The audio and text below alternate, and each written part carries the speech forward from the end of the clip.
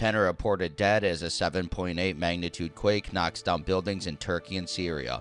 It is centered about 20 miles from Gaziantep, a major city and provincial capital. Let's dive into the details, shall we? A 7.8 magnitude quake knocked down multiple buildings in southeast Turkey and Syria early Monday, and many casualties are feared. At least 10 deaths were reported initially in Turkey.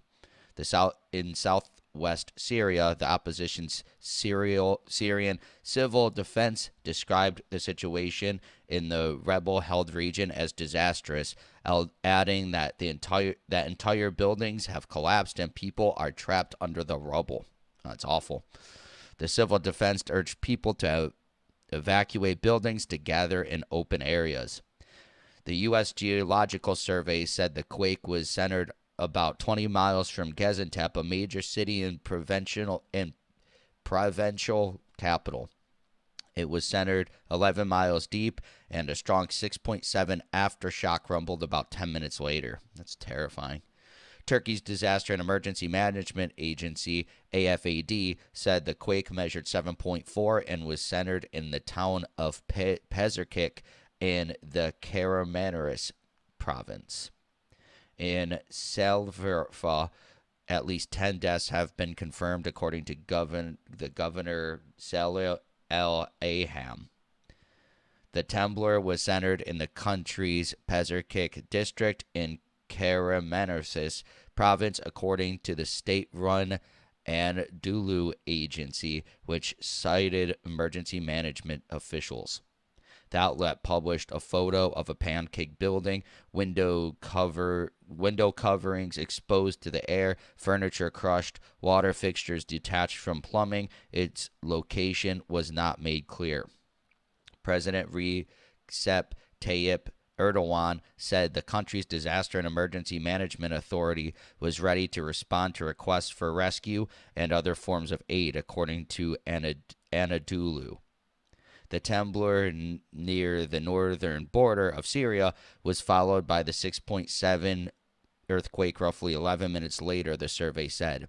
The region is seismically active, it said, and the initial quake appears to be within the vicinity of a triple junction of tectonics between the Anatolia, Arabia, and Africa plates, the USGS said. The 7.8 quake originated 11 miles deep, according to the U.S. Geological Survey. Turkish officials initially measured it as at magnitude 7.4.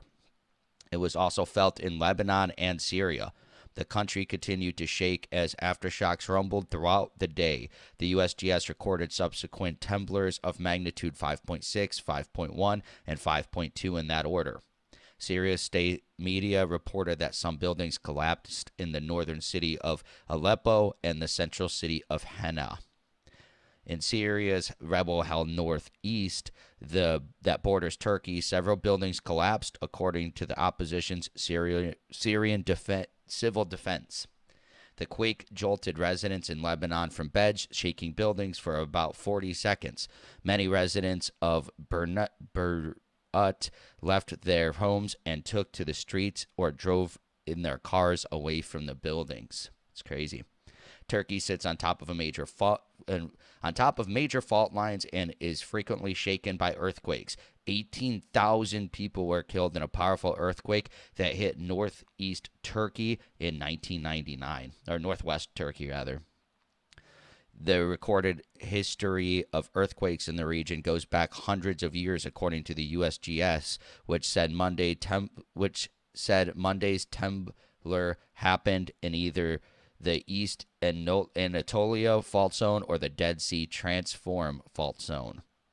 The last big shaker in the region took place on January 24th, 2020, and measured 6.1, the USGS said. It was northeast of Monday's quake, it said. Nearby Aleppo, Syria, was struck by what experts estimate was a magnitude 7.1 earthquake in 1138, so very long time ago. The survey said an estimated magnitude 7.0 earthquake struck the same area of Syria in 1822, it said. Yeah, terrible news. I guess these things happen, but Yeah, better building standards and stuff would definitely save lives. But that region is so old. How do you rebuild all that for earthquakes? Not good at all. What do you think of the situation? Not good at all, but let me know your opinion in the comments below.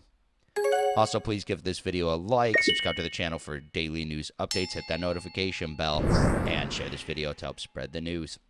Thank you so much for watching, and I'll catch you in the next one. Peace.